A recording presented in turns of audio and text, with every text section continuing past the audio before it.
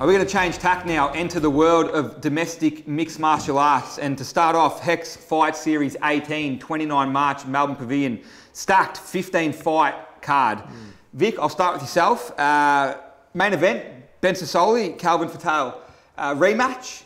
Ben went to the Ultimate Fighter, performed quite well there, now coming back on the domestic scene. Give me your pre-brief on what will probably more than likely be an absolute heavyweight slugfest. Well, obviously heavyweights, big guys, throwing heavy leather, there's little gloves, it doesn't take much to connect and somebody's going to go to sleep, Rematches are always very interesting, guys either learn a lesson, with the previous fight, they can go back and go, well, this is what I've done wrong, and then they step up their game and improve and we'll get that win back, or it just continues the way it played out in the previous fight. So, big guys throwing leather, it'll be a big one. Chris, 4-ounce gloves in a mixed martial arts fight.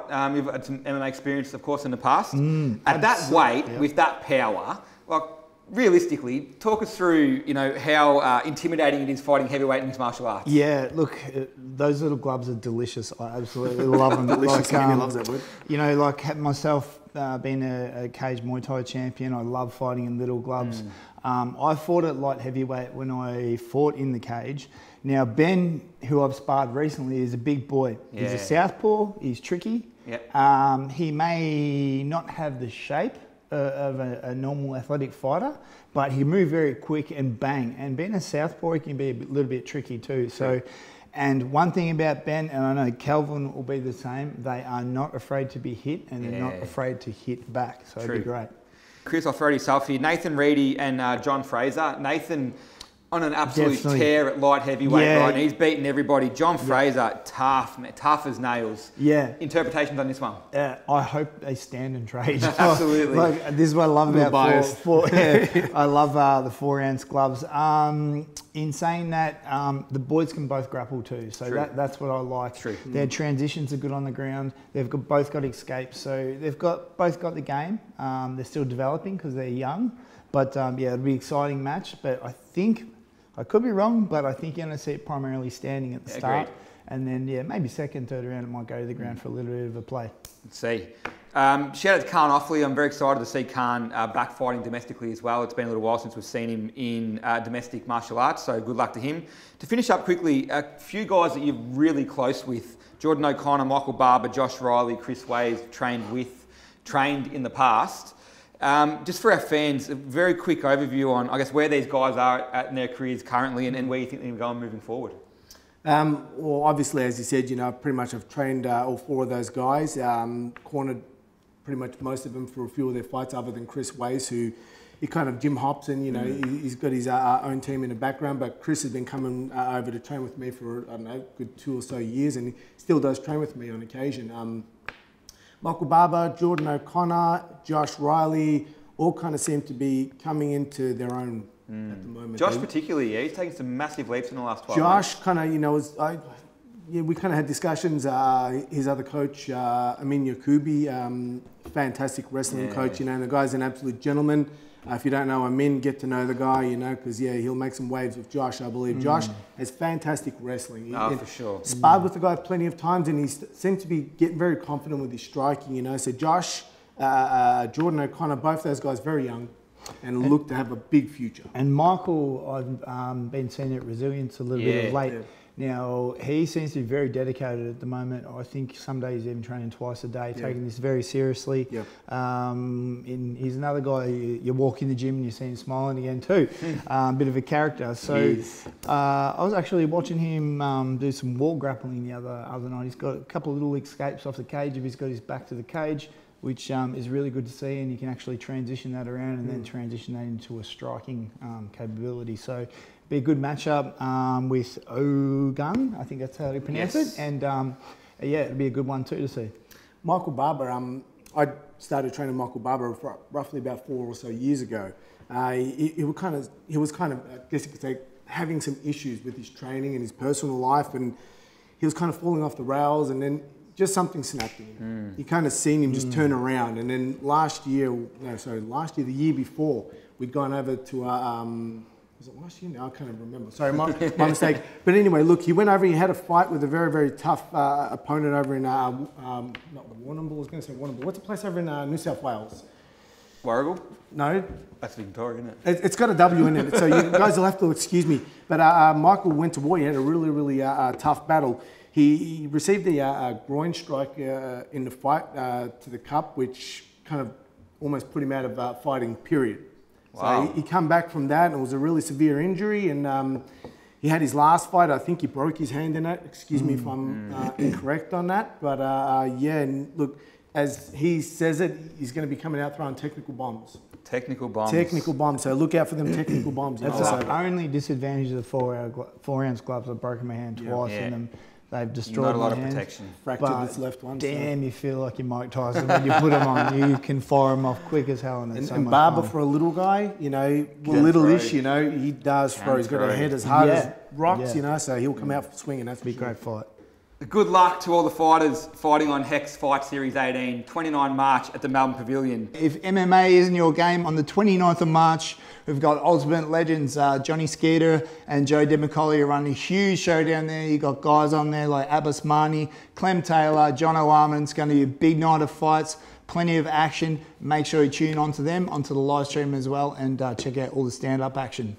Before we move on to fast, Josh, Coastal Combat. Yes. You were there. Yes, right? I was. I had the distinct honour of being called up by Joel Tepesveri to call Coastal Combat 5 Coolum Convention Centre a few weeks ago. I'll tell you what, like 400 people, maybe 5, were jam-packed into a building. Nice and loud. Oh, it was unreal. It took me back to like the old West End Market days. We used to have 150 people, but the joint was absolutely rocking. Yeah. A predominant amateur card, 2 amateur title fights, and then a couple of really good pro fights. I want to focus on a couple of them. Beck Wheel fought Christiane Ryder for the Coastal Combat amateur flyweight title. Beck is one of Anton Zafir's, or was, I think Beck's actually moved camps since, but was under Anton Zafir up there at Whitsundays Martial Arts. Chris, I want to talk to you first. Beck really fought a boxing fight, to be honest. Like her distance, her range, she slipped, she changed levels, her angles, it was sublime. We hear too often, you know, MMA is now about wrestlers and grapplers and everyone's taking over. But Beck really showed why, you know, strikers, boxers can still be successful. What's your insight on that? I could not agree more. What you got to realise too, Vic, I think you'll agree with me, when you strike with 4-ounce gloves, you have to change your guard. I've taught my guys, if ever in that guard, they have to open your hands up. You can't close your hands like a normal glove, so to speak. You have to give more area to block.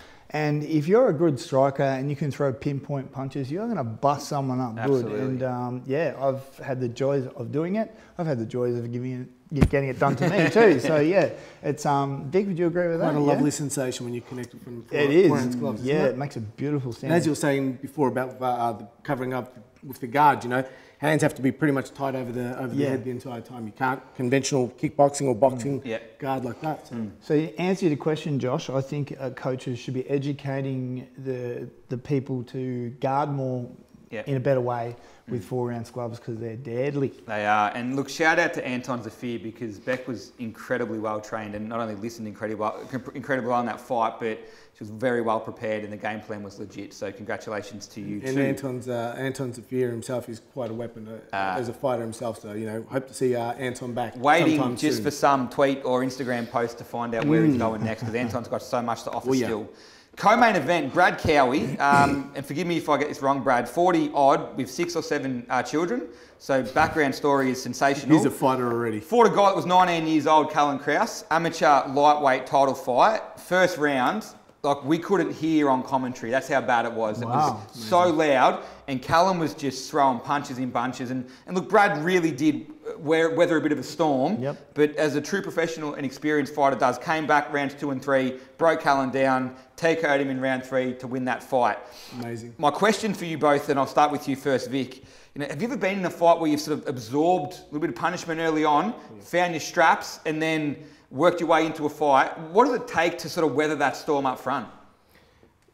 Basically, a lot of mental discipline. You know, you just got to weather the storm, as you said. You know, and just push forward, and just regardless of your game plan prior. You know, when you're receiving that damage, the more you backpedaling and backstepping, you know, for MMA it's different as opposed to Muay Thai and kickboxing. You know, for MMA guys, you know, whether a little bit of damage and drop down and shoot and try to go for a takedown and or engage the clinch, and then the fight kind of tends to take a little bit of a different perspective. But with that type of thing, it all depends on the mental toughness of a person, you know. Couldn't agree more, Chris. Like, I can condense the story. I was had 21 fights, fought on Rebellion, fought a guy by the name of Waithran, the Demon, they call him. He had 122 fights, and I had 21.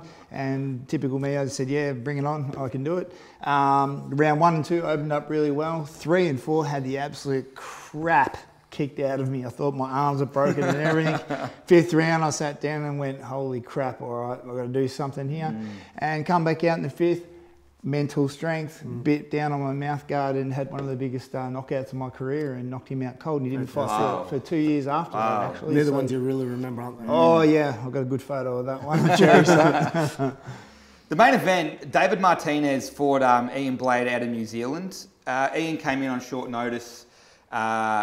TKO in round 2 for David. The finish was technical. It was sublime. It was a modified clinch where he sort of just held his head against the cage and just went knee. Knees, right. It was pretty brutal, to be honest. So the fight itself was cool. What I want to ask you both is, and I'll start with you this time first, Chris. David Martinez, for me, is probably the hottest prospect at lightweight in this country. He was the XFC amateur champion. He's turned pro. He's won all his pro fights so far. He is fighting, I think, on Eternal in a couple of weeks' time, taking a late notice fight.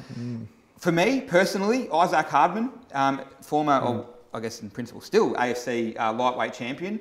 Untouchable, beating everyone that there is. I know Isaac's sort of flirting in the boxing scene right now. Yeah. Is that something you want to see in the very near future? Definitely. Now, I've got a little bit of a question as well as a retort. Isaac is fantastic with his hands, dynamite, throws them hard, throws them fast, good combinations. Now, his opponent, when you were talking about that TKO finish, did he have a tie clinch on, or how exactly? Because I'm interested to know if he's Thai boxing, is he just boxing? No, so it comes to aspect, Vic, you know, like Thai boxing helped me actually grapple standing Dan Kelly when we sparred because I could grapple standing, so Dan found it a bit harder with me. Interesting, you know, if he's Thai boxing and adapting a clinch rather than underhooks or something. And then it also depends, you know, when you're actually going for a standard Thai clinch or just clinching in general, looking for the option to strike as opposed to clinching, looking for the option to take down. Definitely. So it kind of changes the dynamic of the fight there. My recollection, and there'll be some footage that'll probably prove me wrong, so this is a make or break moment for me early on in this career. David had pushed Ian against the cage and was throwing a lot of punches. So Ian had sort of started to duck to protect. And David had basically, with a clinch style, held his, sort of pinned his head down more than anything. So it wasn't your normal Thai clinch. It was basically keeping him there and then just went bang, bang, he was up bang. against cage, against the cage. He had nowhere to go and just went bang, bang, bang. So seized the moment, impressive finish. He needs to be tested. He has to fight someone now. A lightweight's got to step up. So the lightweight's out there. Here's your chance. Call David Martinez out. And let's see how good he is, because I think he's got everything to be one of the best lightweights we've seen in this country. Yeah, it sounds like it's got a great matchup written all over it, and technical, which sounds even better too. Absolutely, and a really good bloke as well, to be honest, which always helps. So for those fans up in that sort of Coolum area, September 7, Coastal Combat 6 will be back at the Coolum Convention Centre, and I guarantee if you buy a ticket, you will not be disappointed. All right, gentlemen, to round out the domestic mixed martial arts discussion, XFC recently been purchased by Wombat Jones, so shout out to Wombat and love the work that you're doing. And look, really interestingly, Jason Hode's come on board.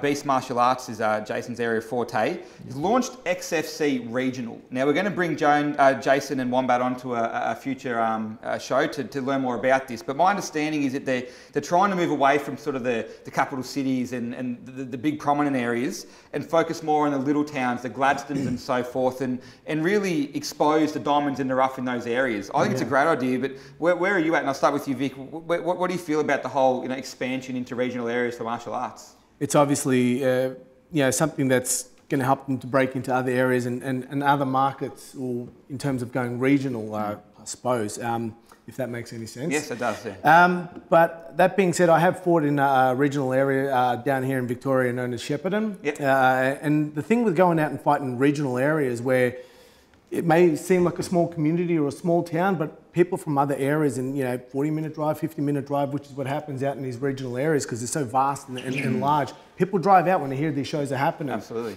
And you get a lot of these gyms, these, as you said, diamonds in the rough, where people out there are training and nobody's ever heard of them. It gives them a chance to have the platform to jump in and give it a crack, and then turns in from giving it a crack to, hey, actually, I'm going to run with this. And next thing you know, they're moving on. So, look, this is fantastic. And I applaud XFC for doing this, So it's something that should be done, around Australia a bit more if possible. So. It's great for the development of the sport, development for skill sets. We all know that the more time you can get in the ring, the more you learn, the more you develop your skill set, and the more you can do that, the chance of making the big shows like you know yourself. You've been there and done it. So growth, everything, growth in the country, and starting it from small areas, regional areas is amazing. And there's a couple of farmers out there that have often got a fair few dollars in their pocket that are willing to throw in too. True. So, very true. Good luck to both Jason and Wombat with the expansion. Finally, before we finish up tonight, guys, I want to talk about UFC, and I want to talk about, obviously, the Australian fighters that are currently competing at that level. We'll start with the big one. Alexander Volkanovski will fight Jose Aldo at UFC 237 in Brazil on May 11. Alex, well, he demolished Chad Mendes, let's be honest. Who hasn't he demolished?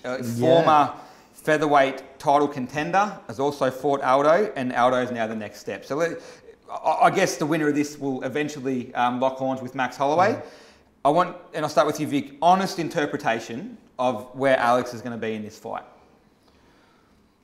Look, mentally, Alex is in a good place. That's pretty much for myself, and Chris would probably agree that, the mental game is, a major aspect of actually stepping in. Couldn't agree more. You can't just turn up to a fight and say, I'm pretty fit, I'm pretty strong. Yep. I've kind of got doubts about myself. I haven't for 1 second seen that in Volkanovski or Alex, A few years back when I just got out of the Ultimate Fighter and I was at one of the local shows down here in Melbourne, and Alex Volkanovski and I were chatting, and he was like, I'm trying to send Joe Silva messages and get these guys at UFC to notice me. And flash forward, what are we, probably 4 or 5 years now from that conversation.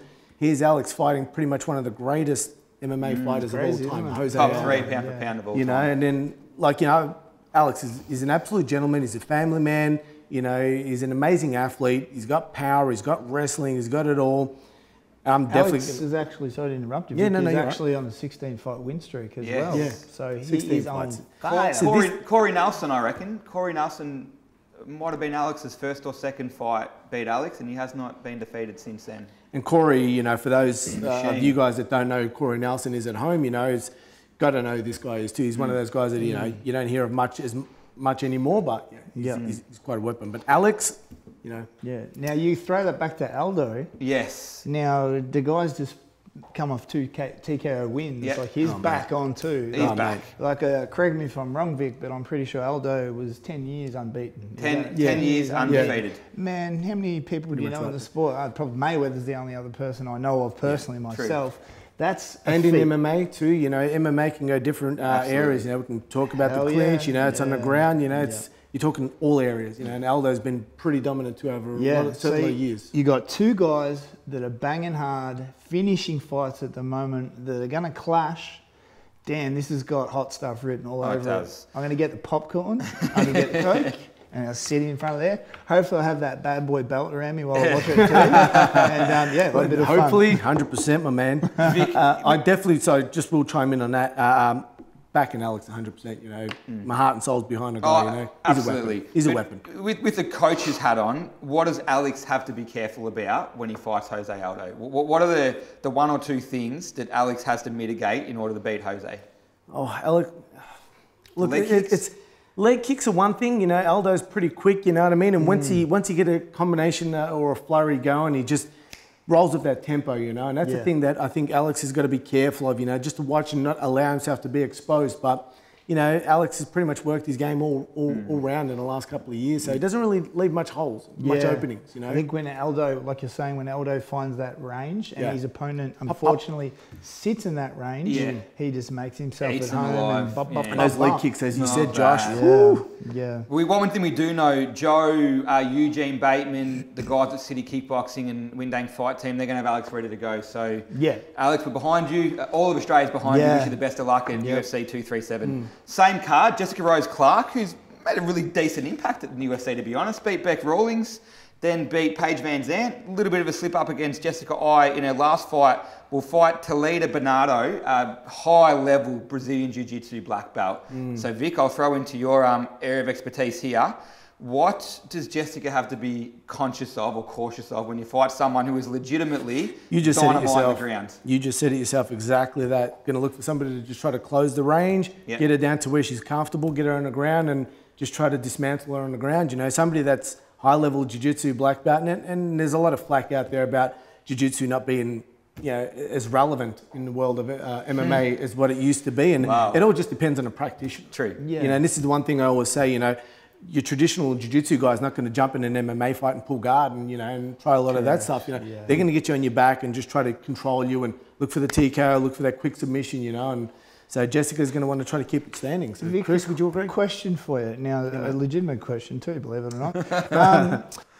Would you say in today's day and age, a jiu-jitsu practitioner that are moving into the MMA, in the old days, they used to grab them to the ground, get the grapple and look for the submission. Now I feel they tend to more look for the TKO finish. Is that a fair call? Or do you think they still look for the submission? Again, so you got to go back to what you said before about it boiling down to the practitioner itself.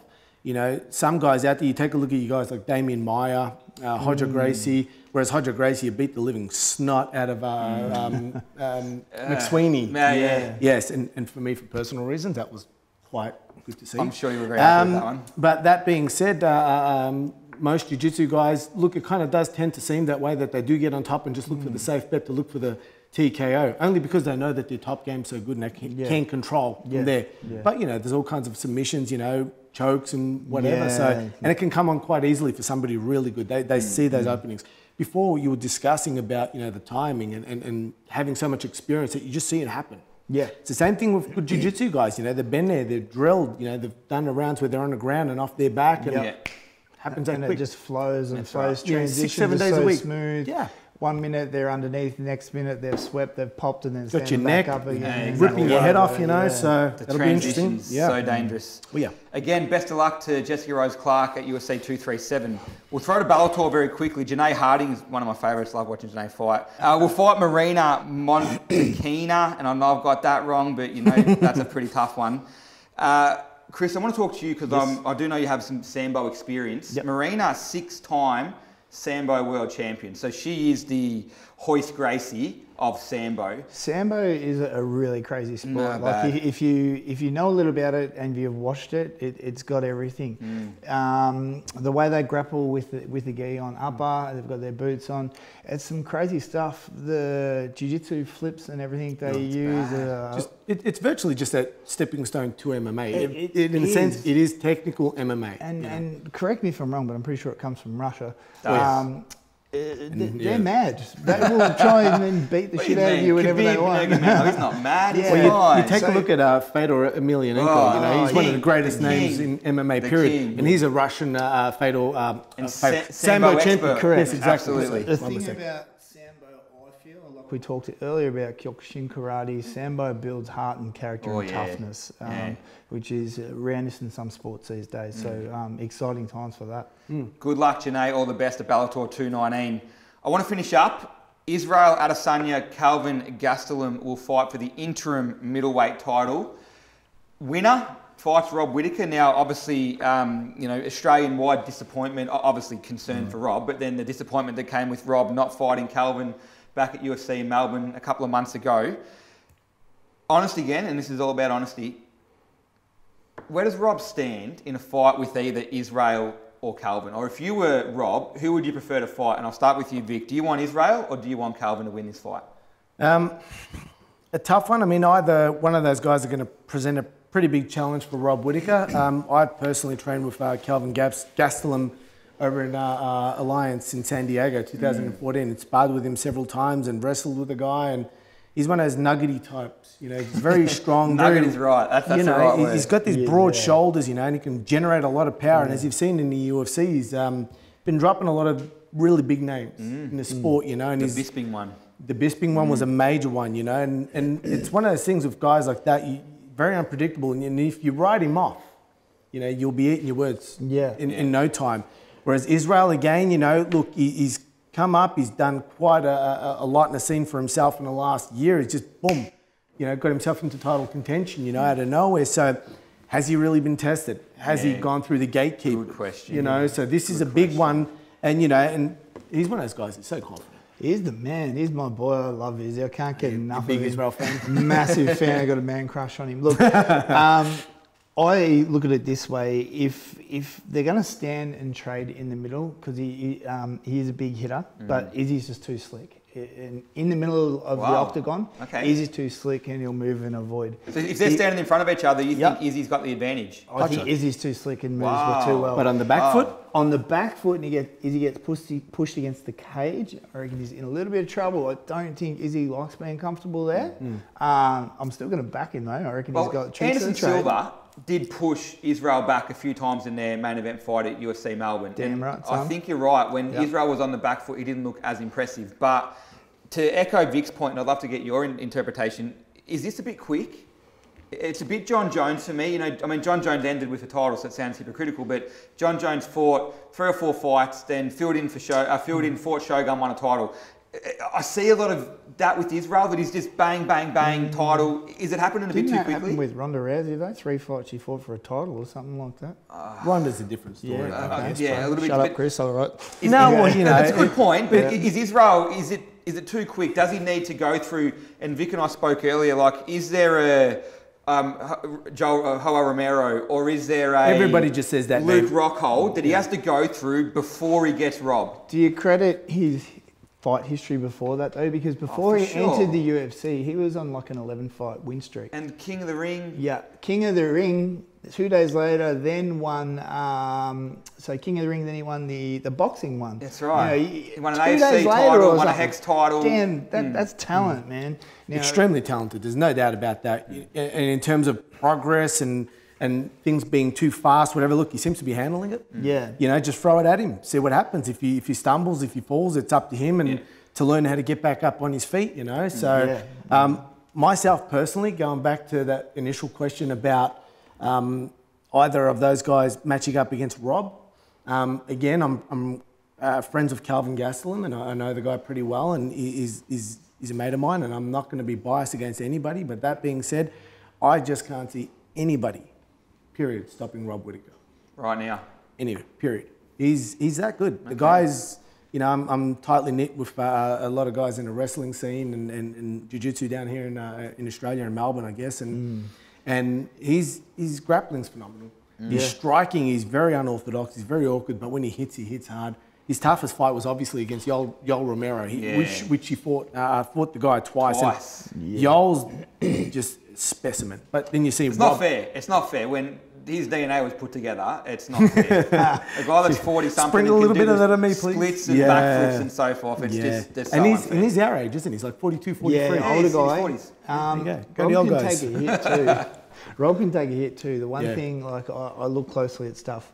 When Rob gets hit in his eyes, they don't flinch. Well, Yoel caught him in the second fight. Now, if you watched Spider and Izzy the other week, when Izzy got hit a couple of times by Anderson, you can see it in the guy's eyes. It was out of his comfort zone because he's not used to getting hit. Rob will come forward and he will try and destroy. He is one tough dude. And that's where the matchup will be interesting. The drama will take place. Can Izzy... That's if he gets past Kelvin.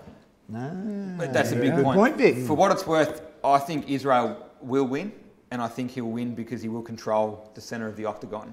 And I can't wait to see Israel fight Rob Whittaker. If Israel does win that fight, I could see it going by points. I can't see him breaking Gastelum down. That's a great point. If it doesn't go the 5, I think Calvin is the one that can finish this. If But if it goes 5, I think he'll pick him apart. Calvin's speedy. He's got great speed inside the pocket, underneath. He can get in close, and he can throw some of them bombs. You know? As he mentioned, and he's a southpaw. 4 minutes 58 in round 5, and he can still finish that fight. Yeah, I'm just going to go controversial KO. here and go against the grain. I reckon Izzy is going to TKO him in the 3rd by standing up by cuts and punches. It could happen. I reckon he's going to open him up. He's got a lot of range, that's for sure. We'll see. His length, and he's going to bust him up bad, and I reckon he's going to be TKO. Either way, hopefully before the year's end, preferably in Australia, maybe Brisbane for a nice trip up there, we hope to see Rob Whittaker fight someone and defend his middleweight title. Good luck to you, Rob. That does bring an end to our show for this evening. We've had a lot of fun here tonight. I know I have, and I hope you guys have as well. And I hope you watching at home have enjoyed what we've done here. We would love your support moving forward. We plan to come back a lot of times to continue to talk about combat sports in this great country. Some great fighters, some great promotions, and we want to continue to expose that and promote that through this realm. So please like the TKO Fight Sports YouTube channel, Instagram, Facebook, Twitter, all the normal stuff. Give us feedback. Let us know. You want us to talk about different things, fights, promotions, cards. We're all for that. But please get online, like and share this around. And the more you do, the more we'll come back and keep sharing our stories from this perspective. We will be back very shortly. Again, thank you for tuning in, and we'll see you in the very near future.